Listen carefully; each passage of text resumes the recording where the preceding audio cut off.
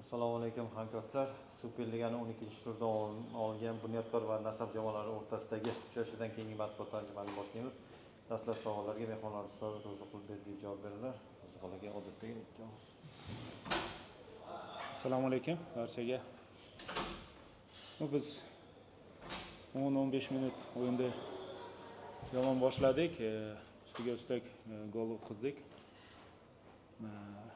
Goldan keyin balki vaziyatni o'nglash uchun yigitlarimiz o'ziga kuch topa oldi. Sifatli o'ynashni boshladi. To'pda nazoratimiz, albatta bu issiqda to'pda nazorati juda ham muhim edi. Yaxshi nazorat qildik, o'yinda ham vaziyatlardan unumli foydalandik. Bu bizga albatta g'alaba berdi. Oddiy jamoa emas edi, albatta bugungi raqibimiz. Biz yaxshi jamoani mag'lubiyatga uchratib, 3 ochkoni qo'lga kiritdik. Balki temp juda ham yuqori bo'lmagandir, chunki bu issiqda albatta temp yuqori bo'lmaydi. Shunga qaramasdan yigitlarimiz maydonda sifatli bo'lishga harakat qilishdi. Assalomu alaykum. Uzoq kutilgan g'alaba bilan tabriklayman. Biroq Nasaf hozirgi o'rni, turnir jadvalidagi o'rni shu o'ziga yarashadigan o'rinda emas. Qolaversa yozgi transfer oynasida ham hozircha Nasafdan yangilik kutmayapmiz. 10 yildan ortiq murabbiyligingiz davomida joriy mavsumdagisi eng qiyini deb aytsak bo'ladi. Nima uchun uzoq kutdik dedingiz g'alabani? Kubok o'yinlari o'tmaydi. Masalan, seriya bo'ldi-yu, duranglar bo'ldi orada, boshqa narsalar bo'ldi. Chempionatdagi-da. Shuning uchun to'g'ri savol sanalib bo'lish kerak edi. Biz ham kubokda ham uchrashuvlar o'tkazdik. Albatta bu mavsum biz uchun og'ir bo'lishini bilardik. Bilasizlar, 10 ta eng yaxshi yetakchi o'yinchilarimiz jamoani tark etganda bu har bir jamoaga qattiq ta'sir qiladi. Shunga qaramasdan u vaziyatni o'nglab, ichimizdagi zaxiradan foydalanib, yoshlarga imkoniyat berib, bor o'sha mahsulotdan deydi-ku, uni o'yinimizni qurishga harakat qilyapmiz. Albatta biz kuchaytirish maqsadida, chunki ikkinchi davrada o'yinlarimiz juda ham ko'p bo'ladi. Biz xalqaro o'yinda qatnashishimiz kerak. O'sha uchun rahbariyat bilan bu masalada suhbatlashyapmiz. Bizga shunchalik qiyin, moliyaviy qiyin situatsiyada ham bizga imkon yaratib berib, 2-3 ta o'yinchi propozitsiyam kerak bo'lishini biz ta'kidladik. Albatta ular bunga yordam berishmoqchi. Bu albatta amalga oshadi. Chunki ko'rdinglar, tarkibimiz bor deyarli, va zaxirada o'tirganlar barchasi yosh o'yinchilar. Yana bilamiz, ikkinchi davra o'rtalarida o'sha Olimpiya terma jamoasiga o'yinlari boshlanadi, yig'inlari boshlanadi.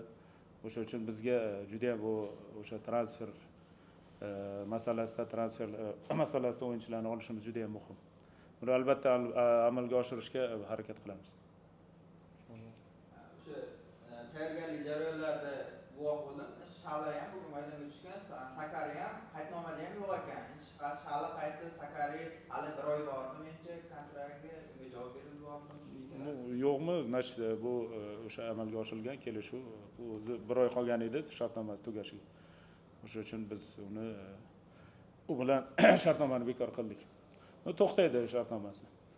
Bilasizlar, u jarohati bilan baribir o'ziga tiklana olmadi. O'sha uchun biz mashg'ulotlarga ham qatnashtirmadik u uyda. O'shala oxirgi o'yinlarda o'sha kontrol o'yinlarimizda qatnashmadi, unda ham yengil jarohat bor edi.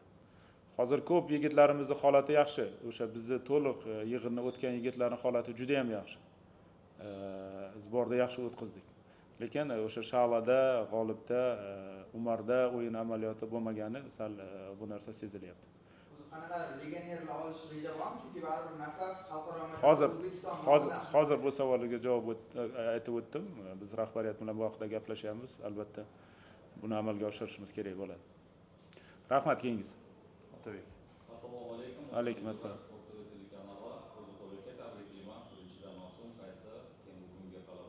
O'yin yaxshi bo'ldi, menga yoqdi. Endi savolim o'yinga tegishli emas, jahon chempionatiga tegishli. Bilaman, siz murabbiy, boshqa murabbiylarni astoydil kuzatasiz. Biz bilamiz, masalan, murabbiylar o'sha klublar o'rtasidagi qanaqa bahslarni, o'sha Chempionlar Ligasini astoydil kuzatishadi va ko'p qiymatli, masalan, o'sha Disham, anaqa o'zinikidan ko'p narsani oldi. Sizga savol, siz o'zingiz uchun mana bu jahon chempionatidan, murabbiylardan nimadir o'zingiz uchun olasizmi yoki o'sha ko'proq Chempionlar Ligasi, UEFA va hokazo? Albatta barcha o'yinlarni imkon qadar kuzatishga harakat qilyapman. lekin bir narsa o'sha tendensiya, bu narsa o'sha qolib ketyapti. O'sha jamoa o'yin kimda yaxshi shakllangan bo'lsa, bu albatta natija beryapti. Undan tashqari oxirgi yillardagi futbolda biz ko'rdikki, o'sha jamoalar ko'p himoyaga yaxshi e'tibor qaratishib, qarshi hujumlarda harakat qilayotgan edi. Lekin men oxirgi Ispaniya bilan Fransiya o'yinini kuzatdimda, shunga amin bo'ldimki, baribir tartibli o'yin yoki o'sha umumiy to'liq o'yinni nazorat qilishi, bu individual o'yinchilarni ham yopib qo'yish albatta bu natija berishini Ispaniya misolida ko'rdim. Albatta ko'p murabbiylar bor, har xil taktika tanladi, lekin e'tibor bergan bo'lsanglar, o'sha joylashuvlarda ko'p narsa o'zgarmadi. Lekin qaysidir ma'noda o'sha ruhiy tarafdan o'sha chempionatda jamoalarning tayyorlanishi menimcha birinchi o'ringa chiqyapti. O'sha ko'ryapsizlar, Argentina jamoasini ruhiy tayyorgarligi, o'sha har bir o'yinga bo'lgan ishtiyoqi yo nastroyi deylik, hammadan yuqori ko'rinyapti. Menimcha kecha bunga yana bir bor amin bo'ldik. Oxirigacha kurashadigan jamoa ekanligini yana ko'rsatdi. O'yin mazmuni juda zo'r bo'lmagandir, lekin endi o'sha ruhiy tayyorgarligi, jamoani g'alabaga bo'lgan ishonchi, ishtiyoqi juda yuqoriligi, mana shu narsa trenerlarni ruhiy tarafdan yaxshi tayyorgarlik ko'rdirayotgani, bunga ham amin bo'lyapti. Mana biz ko'rdik Marokko jamoasini yoki Shveysariya jamoalarini, Shvetsiya jamoasi, Norvegiya jamoalarini o'yinga tayyorgarligini. Bitta menimcha o'sha futbolchilarni darajasi past bo'lsa ham, lekin ruhiy tarafdan tayyorgarligi, hech kimdan qo'rqmasligi, har bir jamoaga qarshilik ko'rsatishi, maydonda avtoritet yo'qligini ruhiy tarafdan ko'rsatib qo'ydi. Menimcha o'sha uchun bular 8 talikka bemalol kirib, o'sha kuchli raqiblarga ham qarshilik ko'rsata oldi. O'sha uchun o'zi futbolda ruhiy tayyorgarlik ko'p narsani, sportda ruhiy tayyorgarlik, o'sha jangovorlik ko'p narsani hal qiladi.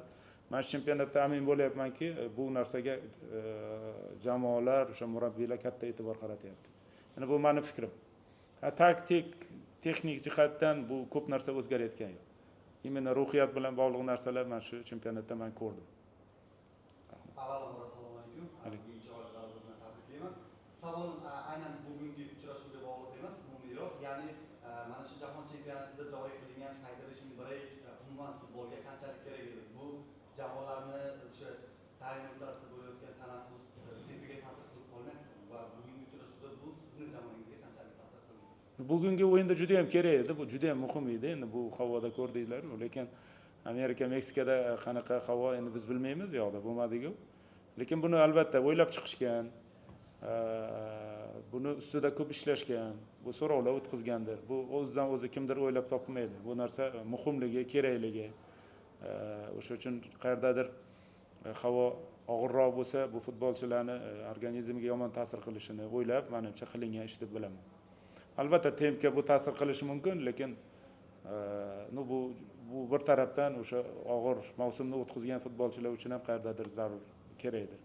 Yoki murabbiylar uchun ham qayerdadir nimadir o'zgarish qilish yoki jamoaga nimadir yetkazish uchun ham bu muhim narsalar. Balki shular amalga e'tiborga olingandir. Rahmat. Yaxshi o'yin ko'rsatdi. Ayniqsa o'sha oldingi chiziq, o'sha gollarga ham hujumchilar muallif bo'ldi. Bobur Abduxoliqov bu o'sha tandemda o'yiniga o'zingiz fikringizni bildirib o'tsangiz. Qanchalik o'zi ishonchli oqlab boryapti bu mavsumda hujumchilar? Bobur juda muhim ikkita gol urdi. O'sha birinchi yutqizib turganimizda vaziyatni topib uni amalga oshirdi. Bu o'ziga futbolchiga, hujumchiga xos harakat qildi. O'sha bitta tepish bilan amalga oshirdi.